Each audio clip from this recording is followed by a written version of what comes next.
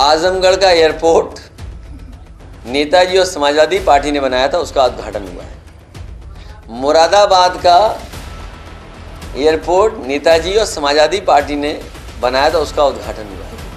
अरे ये सरकार अपना कुछ बनाए हुए का उद्घाटन करेगी कि दूसरों का ही उद्घाटन करती रहेगी? आजमगढ़ की जनता और उत्तर प्रदेश की जनता इस बार ऐतिहासिक परिणाम देगी, भारतीय जनता पार्टी का सफाया करेगी। भारतीय जनता पार्टी की सरकार में कई बार ऐसा हुआ है जहां पर दबाव उन पर पड़ा है तो उन्हें नौकरी छोड़ करके जाना पड़ा है, आयोग छोड़ करके जाना पड़ा।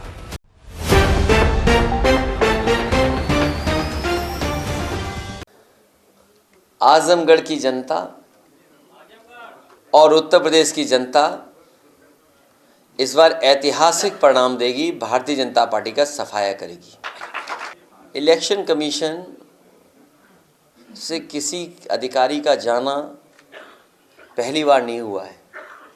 भारतीय जनता पार्टी की सरकार में कई बार ऐसा हुआ है जहां पर दबाव उन पर पड़ा है तो उन्हें नौकरी छोड़ करके जाना पड़ा है, आयोग छोड़ करके जाना पड़ा।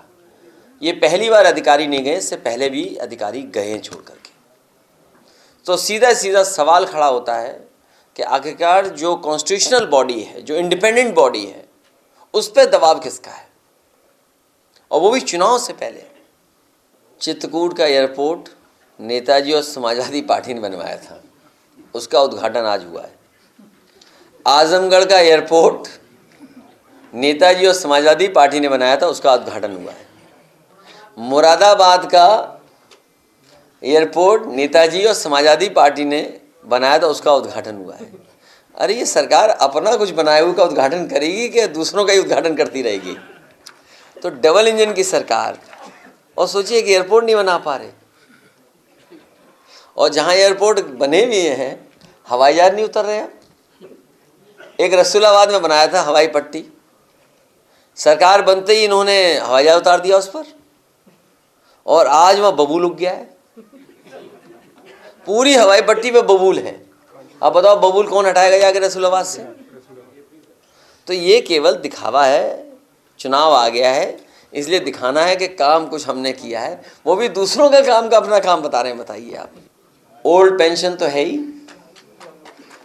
और वित्त विहीन वालों की हमने मदद की थी, वो भी मुद्दा है, और शिक्षा का स्तर बेहतर हो, और शिक्षा मित्रों को जो समायोजन या जो व्यवस्था समाजवादी पार्टी कर रही थी वही रास्ता है शिक्षा मित्रों का, जिससे कि उसी तरह का शिक्षक की तरह वो काम कर पाएंगे।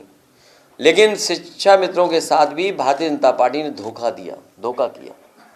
अगर शिक्षा मित्रों की कोई मदद कर सकता है तो वो है केवल समाजवादी पार्टी, या भारतीय जनता पार्टी का जो गलत प्रोपेगेंडा है, नफरत भरा प्रोपेगेंडा है, भेदभाव वाला प्रोपेगेंडा है, उसका जगह जगह पर जनता के बीच में अपनी बात रखेंगे और उसका मुकाबला करेंगे। भारतीय जनता पार्टी की सरकार में शिक्षा का स्तर गिरा है, और हर स्तर पर गिरा है। कहने के तो ये सरकार विश्व गुरु बनना चाहती है, लेकिन दुनिया में जिस तरीके की शिक्षा व्यवस्था है, क्या हमारे भारत के और खासकर उत्तर प्रदेश के बच्चों को क्या वो शिक्षा मिल रही है? क्या प्राइमरी एजुकेशन में कोई बदलाव लाए हैं? क्या सेकेंडरी, हायर सेकेंडरी स्तर पे कोई बड़ा फैसला सरकार ने लिया है? इंटरमीडिएट के लिए कोई बड़ा फैसला लिया हो, या हायर एजुकेशन में कोई बड़ा सुधार लाए हों? जो इनकी एजुकेशन पॉलिसी है वो भी गरीबों को पढ़ाई से दूर करने की है। मुझे याद है कि बच्चों को कुक्ड हॉट मील मिले, गरम खाना मिले, इसके लिए लगातार किचन बनाने का काम शुरू हुआ था, और अक्षय पात्रा जैसी संस्थाएं जो इसमें काम अच्छा कर रही उनको जोड़ने का काम हुआ था। लखनऊ शहर में ही 1.5 लाख से ज़्यादा बच्चों को गरम खाना कैसे प्राइमरी स्कूल में पहुंचे उसकी व्यवस्था की थी समाजवादी सरकार ने, और ऑटोमेटिक किचन बनी थी, और इसी तरह की किचन हर जिले में बननी थी, जिससे कि बच्चों को समय पर और गर्म खाना खाने को मिल जाए। इस सरकार ने वो भी योजना रोक दी।